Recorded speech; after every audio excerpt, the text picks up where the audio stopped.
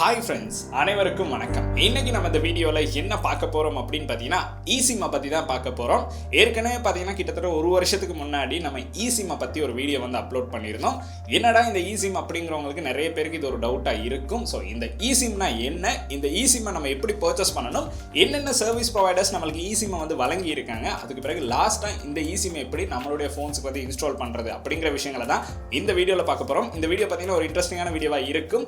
So வாங்க வீடியோக்குள்ள வீடியோக்குள்ள போறதுக்கு முன்னாடி இந்த மாதிரி விஷயங்களை ஸ்ரீலங்கால இருந்து தெரிஞ்சுக்கணும்னா இந்த யூடியூப் சேனல் மறக்காம சப்ஸ்கிரைப் பண்ணுங்க. கூடவே இருக்க பெல் ஐக்கனை கிளிக் பண்ணீங்கன்னா தான் நான் அப்லோட் பண்ற இந்த மாதிரி வீடியோஸ்ல நோட்டிபிகேஷன் வந்து கிடைக்கும். Facebook, Instagramல மறக்காம ஃபாலோ பண்ணுங்க.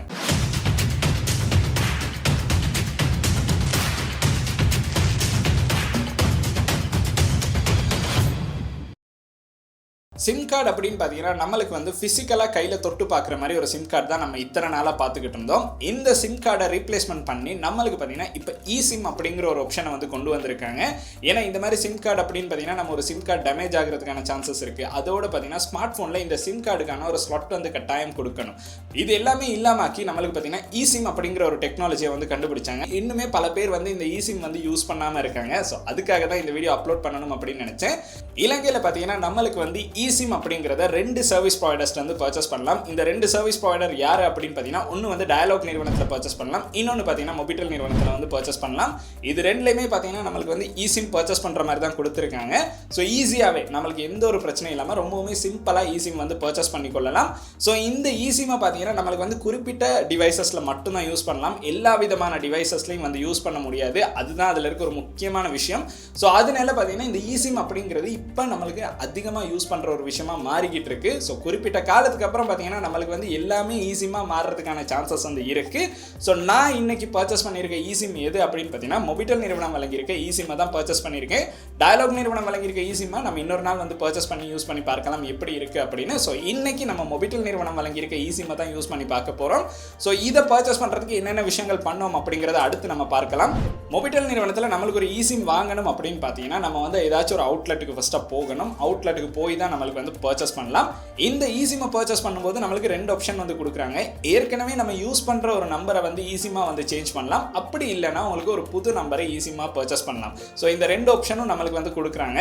அதுக்கு பிறகு பார்த்தீங்கன்னா நம்மளுக்கு வந்து ஒரு ஐடி கார்டு வந்து இருக்கணும். அந்த ஐடி கார்டை வந்து நம்ம கட்டாயம் எடுத்துட்டு போகணும். அந்த டைம் நம்ம எடுத்துட்டு போயிருந்தா தான் நம்மளுக்கு வந்து சிம்மை வந்து பர்ச்சேஸ் பண்ற மாதிரி இருக்கும். ஸோ ஐடி கார்டை வந்து கட்டாயம் கேட்குறாங்க. அதுக்கு பிறகு முக்கியமாக நம்மகிட்ட இருக்க வேண்டிய இன்னொரு விஷயம் என்ன அப்படின்னு பார்த்தீங்கன்னா நம்மளுடைய இமெயில் அட்ரஸ் வந்து கேட்குறாங்க. அதுக்கான ரீசன் என்ன அப்படின்னு பார்த்தீங்கன்னா லாஸ்ட்டாக நம்மளுக்கு சென்ட் பண்ணுற QR கோட், அதாவது இந்த eSIM பர்ச்சேஸ் பண்ணோன்னா நம்மளுக்கு ஒரு QR கோட் மட்டும் தான் சென்ட் பண்ணுவாங்க. அந்த QR கோடை பார்த்தீங்கன்னா நம்மளுக்கு வந்து ஜஸ்ட் ஸ்கேன் பண்ணாலே eSIM பார்த்தீங்கன்னா நம்மளுடைய ஸ்மார்ட் ஃபோனில் வந்து அட் ஆகிரும். ஸோ இவ்வளவு தான் நம்மளுக்கு பண்ண வேண்டிய விஷயங்கள். அதுக்கு பிறகு பார்த்தீங்கன்னா நம்ம வந்து நம்மளுடைய eSIMக்கான ஒரு நம்பரை வந்து செலக்ட் பண்ண சொன்னாங்க. ஸோ நம்மளுக்கு விருப்பமான ஒரு 5 நம்பர் வந்து கொடுப்பாங்க. அதில் நம்மளுக்கு பிடிச்ச நம்பரை வந்து நம்ம செலக்ட் பண்ணி சொல்லலாம். அதுக்கு பிறகு அவங்க சொன்ன விஷயம், உங்களுடைய இமெயிலுக்கு பார்த்தீங்கன்னா ஒரு QR கோட் வந்து சென்ட் பண்ணியிருக்கோம். அந்த QR கோடை உங்களுடைய ஃபோனில் வந்து ஸ்கேன் பண்ணிங்கன்னா உங்களுடைய சிம் வந்து அட் ஆகிரும் அப்படின்னு சொன்னாங்க. அதுக்கப்புறம் நம்ம வந்து ஒரு 100 ரூபா ரீலோட் பண்ணால் நம்மளுக்கு வந்து இந்த சிம்மை வந்து யூஸ் பண்ணுற மாதிரி இருக்கும். பட் சிம் ஆக்டிவேட்டட்ல தான் இருக்கும். பட் 100 ரூபா ரீலோட் பண்ணால் தான் நம்மளுக்கு வந்து அந்த சிம்மை யூஸ் பண்ணுற மாதிரி இருக்கும் அப்படின்னு சொன்னாங்க. eSIM பர்ச்சேஸ் பண்ணுறதுக்கு நம்மளுக்கு பண்ண வேண்டிய விஷயங்கள் பார்த்தீங்கன்னா இந்த அளவு விஷயங்களை தான் பண்ணணும். இந்த அளவு விஷயங்களை பண்ணால் நம்மளுக்கு வந்து eSIM வந்து கிடைச்சிடும். இதுக்கு எந்த ஒரு விதமான பேமெண்ட்டும் நம்ம வந்து பே பண்ண தேவையில்லை. அதுதான் அதில் இருக்க இன்னொரு முக்கியமான விஷயம். அந்த ரீலோடுக்கு போகிற 100 ரூபா மட்டும்தான் நம்மளுக்கு வந்து தேவைப்படும். மற்றபடி பார்த்தீங்கன்னா நம்மளுக்கு எந்த ஒரு பேமெண்ட்டும் பண்ண தேவைப்படாது. ஸோ நீங்கள் ஒரு eSIM பர்ச்சேஸ் பண்ணணும் அப்படின்னா டயலாக் இல்லைனா மொபிட்டல் அவுட்லெட்டுக்கு போய் உங்களுக்கு eSIM பர்ச்சேஸ் பண்ணணும் அப்படின்னு சொன்னாலே அவங்க வந்து இந்த சர்வீஸை வந்து நம்மளுக்கு ப்ரொவைட் பண்ணிடுவாங்க.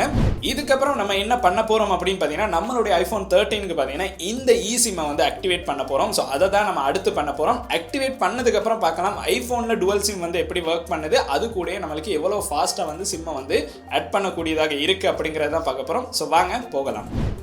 இந்த இடத்துல பார்த்தீங்கன்னா நம்மளுக்கு வந்து மொபிட்டல் நிறுவனத்துலேருந்து வந்திருக்க இமெயில் வந்து இந்த இடத்துல ஷோ ஆகுது. இந்த இமெயிலில் பார்த்தீங்கன்னா நம்மளுக்கு வந்து நம்மளுடைய மொபைல் நம்பர் வந்து ஷோ ஆகுது. அதுக்கு கீழே பார்த்தீங்கன்னா இந்த QR கோட் வந்து நம்மளுக்கு ஷோ ஆகுது. ஸோ நம்ம ஸ்கேன் பண்ண வேண்டிய QR கோட் பார்த்தீங்கன்னா இந்த இடத்துல நம்மளுக்கு கொடுத்துருக்காங்க. அதை வந்து கிளிக் பண்ணுங்கள்.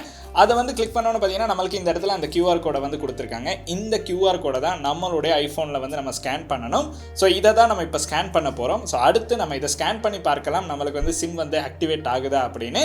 ஸோ ஐஃபோனில் பார்த்தீங்கன்னா நம்மளுக்கு செட்டிங்ஸ் அப்படிங்கிற ஆப்ஷன் கொடுத்துருக்காங்க. அதில் பார்த்தீங்கன்னா மொபைல் டேட்டா அப்படிங்கிற ஆப்ஷன் ஒன்று கொடுத்துருப்பாங்க. அந்த இடத்துல பார்த்தீங்கன்னா அட் அ டேட்டா பிளான் அப்படிங்கிற ஆப்ஷன் ஒன்று இருக்கும். ஸோ இதை தான் நம்ம கிளிக் பண்ணணும். இதை கிளிக் பண்ணோன்னு பார்த்தீங்கன்னா நம்மளுக்கு இந்த இடத்துல நம்மளுடைய கேமரா ஓப்பன் ஆகி QR கோடை ஸ்கேன் பண்ணுறதுக்கான ஆப்ஷன் வந்து ஷோ ஆகும். இந்த இடத்துல பார்த்தீங்கன்னா நம்ம QR கோடை வந்து ஸ்கேன் பண்ணணும். ஸ்கேன் பண்ணோன்னு பார்த்தீங்கன்னா கொஞ்ச நேரத்திலேயே நம்மளுடைய ஸ்மார்ட் ஃபோனுக்கு இந்த சிம் வந்து அட் ஆகிரும். ஸோ அதை வந்து உங்களுக்கு பார்க்கலாம். இந்த இடத்துல பார்த்தீங்கன்னா at a data plan from Mobitel is ready to be added to iPhone அப்படின்னு நம்மளுக்கு வந்து ஷோ ஆகியிருக்கு. ஸோ அதுதான் நம்ம வாங்கினது மொபிட்டல் சிம் தான், அதை வந்து நம்ம இந்த ஐஃபோனில் வந்து ஆட் பண்ண போகிறோம். அந்த நோட்டிஃபிகேஷன் வந்து இந்த இடத்துல வந்து ஷோ ஆகுது. ஸோ அதுக்கு வந்து பார்த்தீங்கன்னா நம்ம என்ன பண்ணணும் அப்படின்னு பார்த்தீங்கன்னா ஸோ இந்த இடத்துல பார்த்தீங்கன்னா அட் டேட்டா பிளான் அப்படிங்கிற ஆப்ஷன் ஒன்று ஷோ ஆகுது. அதை வந்து கிளிக் பண்ணோன்னே பார்த்தீங்கன்னா நம்மளுக்கு இந்த இடத்துல நம்மளுடைய ஏற்கனவே இருக்க சிம்மும் வந்து ஷோ ஆகுது. ஏற்கனவே பார்த்தீங்கன்னா நான் வந்து ஹச் சிம் வந்து யூஸ் பண்ணுறேன். அது வந்து என்னுடைய பிரைமரி சிம்மாக இந்த இடத்துல வந்து ஷோ ஆகுது. ஸோ நம்மளுக்கு விருப்பமான பேரை வந்து இந்த இடத்துல வந்து கொடுக்கலாம். ஸோ அதை வந்து நம்ம பிரைமரி அப்படின்னு சேவ் பண்ணிட்டு நம்மளுடைய மொபிட்டல் சிம்மை பார்த்தீங்கன்னா செகண்டரி சிம்மாக நம்ம வந்து சேவ் பண்ணலாம். ஸோ அதுக்கு நம்மளுக்கு விருப்பமான பேர் கொடுக்கலாம். நம்ம செகண்டரி அப்படிங்கிற பேரை வந்து கொடுத்து இந்த இடத்துல டன் அப்படிங்கிற ஆப்ஷன் இருக்குது. ஸோ அதை வந்து நம்மளுக்கு வந்து டைப் பண்ணலாம். டைப் பண்ணிட்டு கண்டினியூ அப்படிங்கறத வந்து கிளிக் பண்ணலாம். கிளிக் பண்ணோனே பாத்தீங்கன்னா இந்த இடத்துல நம்மளுக்கு டிஃபால்ட் லைன் எது அப்படின்னு கேட்பாங்க. ஸோ அதாவது நம்ம கால் பண்றதுக்கு டிஃபால்ட் லைன் வந்து நம்ம பிரைமரி சிம்மே வந்து கொடுக்கலாம். அதுக்கப்புறம் ஐ மெசேஜஸ் ஃபேஸ் டைம் இந்த ரெண்டுக்குமே எந்த சிம்மை யூஸ் பண்ணணும் அப்படின்னு கேட்டிருக்காங்க.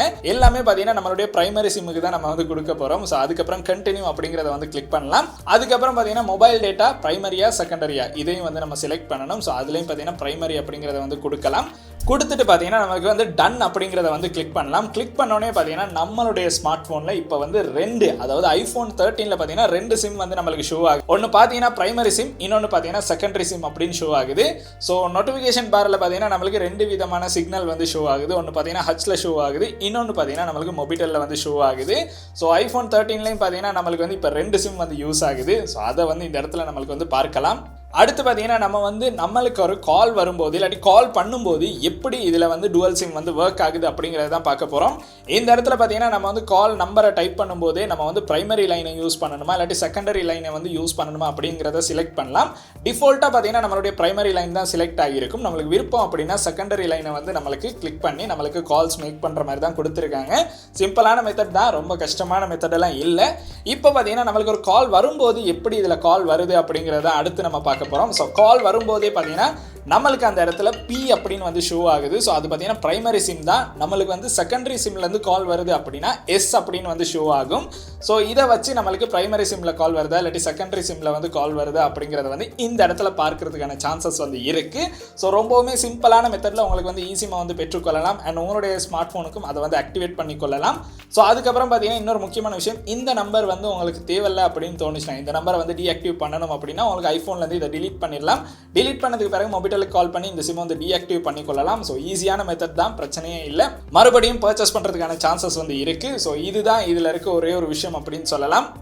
ஸோ பார்த்தீங்கன்னா நம்மளுக்கு வந்து eSIM சப்போர்ட் பண்ணுற டிவைசஸ் அப்படிங்கிறத நான் வந்து கீழே டிஸ்கிரிப்ஷனில் வந்து கொடுக்குறேன். அதை வந்து கிளிக் பண்ணிங்கன்னா உங்களுக்கு வந்து லிஸ்ட்டை வந்து பார்க்கலாம். என்னென்ன ஃபோன்ஸுக்கு வந்து உங்களுக்கு eSIM வந்து யூஸ் பண்ணலாம் அப்படிங்கிறத வந்து பார்க்கலாம். ஸோ கட்டாயம் அதை செக் பண்ணி பாருங்கள். உங்களுடைய நீங்கள் யூஸ் பண்ணுற டிவைஸ் வந்து அதில் இருந்தால் மட்டும்தான் உங்களுக்கு பார்த்தீங்கன்னா eSIM வந்து யூஸ் பண்ணுற மாதிரி இருக்கும். ஸோ கட்டாயம் அதை செக் பண்ணிட்டு உங்களுக்கு வந்து eSIM யூஸ் பண்ணலாமா இல்லையாங்கிறத அதில் வந்து தெரிந்து கொள்ளலாம். ஸோ லிஸ்ட்டை வந்து கீழே டிஸ்கிரிப்ஷனில் கொடுக்குறேன், கட்டாயம் செக் பண்ணி பாருங்கள். நீங்கள் பார்த்தீங்கன்னா இந்த மாதிரி ஒரு eSIM வந்து ஆக்டிவேட் பண்ணணும் அப்படின்னு பார்த்தீங்கன்னா குறிப்பிட்ட சில டிவைசஸ் இருக்குது. ஸோ அந்த டிவைசஸை பார்த்தீங்கன்னா நம்ம வந்து நான் ஏற்கனவே வீடியோவில் வந்து சொல்லிட்டேன். இந்த டிவைஸில் நீங்கள் ஏதோ ஒரு டிவைஸ் யூஸ் பண்ணுறீங்கன்னா கட்டாயம் உங்களுக்கும் ஒரு eSIM பர்ச்சேஸ் பண்ணுற மாதிரி இருக்கும். ஸோ இந்த அளவு விஷயங்களை தான் நீங்கள் வந்து eSIM பர்ச்சேஸ் பண்ணுறதுக்கு பண்ண வேண்டிய விஷயங்கள். இந்த அளவு விஷயங்களை பண்ணீங்கன்னா உங்களுடைய ஃபோனுக்கும் eSIM வந்து சரியாக ஆக்டிவேட் ஆகும். இத்தனை நாள் பார்த்தீங்கன்னா நான் தமிழில் இந்த மாதிரி eSIM பற்றி ஒரு வீடியோ பார்த்ததில்லை. ஸோ கட்டாயம் உங்களுடைய நண்பர்களுக்கும் இந்த வீடியோ வந்து சென்ட் பண்ணுங்கள். அவங்களும் ஒரு eSIM பர்ச்சேஸ் பண்ணணும் அப்படின்னு நினச்சிக்கிட்டு இருக்காங்கன்னா இந்த வீடியோ பார்த்தீங்கன்னா ஒரு யூஸ்ஃபுல்லான வீடியோவாக இருக்கும். இந்த வீடியோ பார்த்தீங்கன்னா உங்களுக்கு பிடிச்சிருக்குன்னா மறக்காம லைக் பண்ணுங்கள், சப்ஸ்கிரைப் பண்ணுங்கள், கூடவே அந்த பெல் ஐக்கனையும் கிளிக் பண்ணுங்கள். நன்றி.